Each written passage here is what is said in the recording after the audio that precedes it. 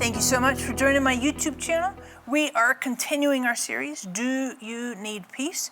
And of course, I'd love to have you subscribe. Seriously, we have over 1,700 subscribers to this channel. That's fantastic.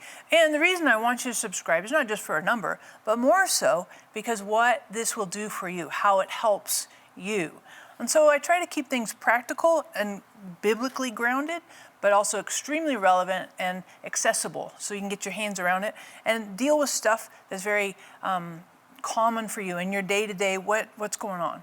So this series is related to peace. And peace is a really interesting, very interesting word. We talked last week about some of the meanings of the word in both Greek and Hebrew and English, the Latin derivative for English, peace. But I've been thinking about this, and Paul does a couple of key verses that relate to peace. So one of the verses I want us to think about today is in Philippians 4, verse 7.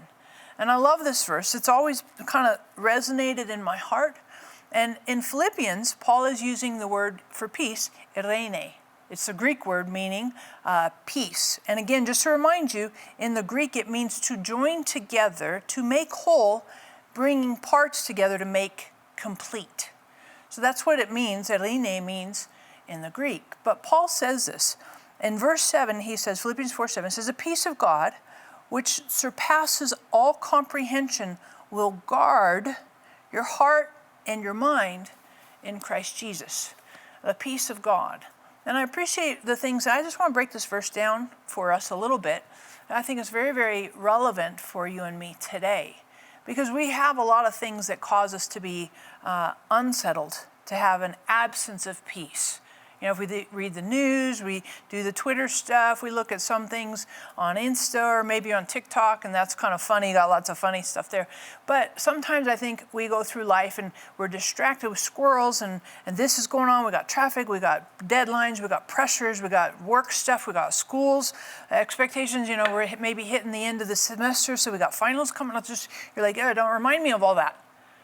And I'm saying those things to you because this verse tells us that the peace of God, and that's, I think, important for us to think about, not the peace of man, not situational peace, or not a day of the week peace, right? Like maybe on Saturday you have peace because you don't have to do anything, no demands, expectations, deadlines. It's not situational. It's not in our relationships, environmental. It's the peace of God. And I think that's important for us to consider because I think when we try to make peace, human efforts for peace, tends to really backfire, unravel, and is not very sustainable. But the peace of God is an upgrade to any human effort, human goals, attempts to have peace. So the peace of God. And I would encourage you as you're thinking about that, maybe you pause and say, you know, have I tried to make peace in the world around me? And we can do some things that help facilitate peace, no doubt about it. I'm not ignoring that. But at the same time, let's really nestle in, zero in, get in the crosshairs, the peace of God. Because that's a drastic upgrade to any of our human efforts. And it says here, the peace of God, and I love this, which surpasses comprehension. Now that's what my translation says, but it also means the idea, depending on your translation, goes beyond all understanding. And so I like that because sometimes there is a peace that we can receive from God that will guard our hearts and minds, but it goes beyond explanation and it goes beyond comprehension. So it's not like you can explain, I have peace because of da-da-da-da-da. A lot of times God's peace can and will be with us, and it defies human explanation or rationale. Now, I'll give you an example. One time I was traveling, and I was going in a foreign country, and this country has really, really intense security protocols when you come into the country. So you do your passport, and they're very, very very guarded about their country and who comes in and who gets to have, you know, who gets to stay there. And when I was coming through the immigration thing, they had my passport and they started asking me some questions. And I answered all the questions, honestly. And they're like, okay. And so they took my passport, which I get nervous about my passport because I need to keep that. That's a big deal to me, especially when I travel overseas. So I saw them take my passport and give it to another guy. And that guy with my passport, he comes and asks me similar questions, and I answer the same. And then another person asks, so I've been now asked the same basic questions 3 times, and then they say, hey, we want you to follow us.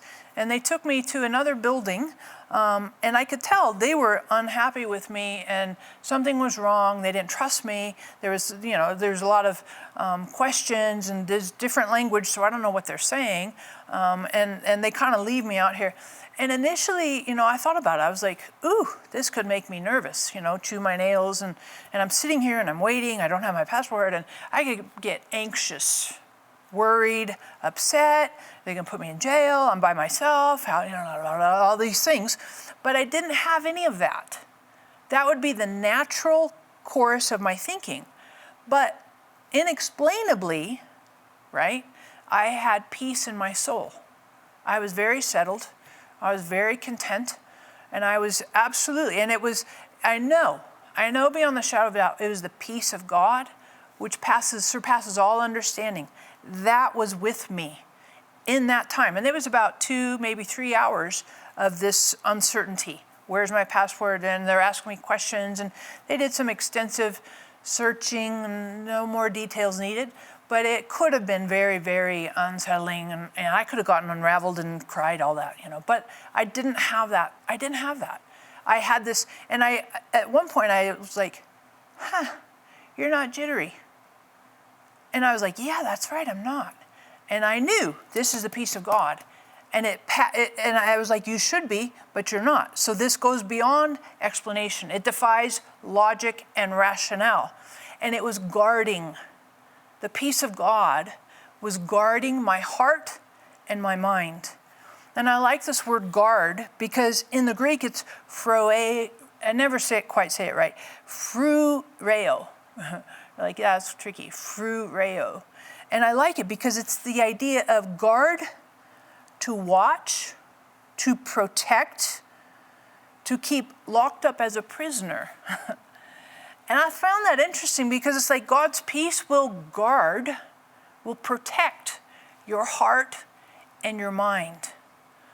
And I found that fascinating. And when I started thinking on that, and I reflect back on that experience I had, traveling experience, absolutely the peace of God guarded my heart and my mind. I didn't find myself fearful, anxious, worried, panicky, upset, nervous, jittery. I didn't cry, but none of that stuff. It was completely God's peace guarding my heart and my mind. And I remember thinking partway through that experience, I was like, I could be afraid, but I have this peace in my heart, and I want to continue to have that. I want to continue to have the peace, no matter what's happening external, that inside I'm settled. I am at peace. I'm calm, and I'm not jittery. And God's peace can guard your heart and your mind, can protect your heart and mind from anxiety, from worry, from panic. And I love it I read it this morning, 1 Peter 4:7, cast your cares on the Lord because he cares for you. So I would invite you today, as you think about peace, do you need peace? I would invite you to maybe make an exchange. Cast your cares, your worries, give God, say, hey, here's the worries, the panic, the anxiety, the worry, here's all of that, and I will receive your peace. And then I choose to let that peace, I don't have to have an explanation for it, I just let it protect, guard my heart and my mind. We get to do that. We get to choose that today. So thank you. Thank you so much for watching. Thank you for subscribing. You want to hit the notification bell right there because that'd be really great. You get to know updates when you get new content. Here's a question I want you to think about. Ask yourself this question. What area in your life is most vulnerable to worry? What is the easiest thing for you to worry about? And I would like for you to answer that question. I think it'd be super helpful, right? Think about that for a little bit. And then, of course, we have this fantastic magnificent joke, which I think you're going to love. How about this? What do you call a retired miner? You call him Doug. I know, right? Super lame. Thanks again for watching. We'll continue next week.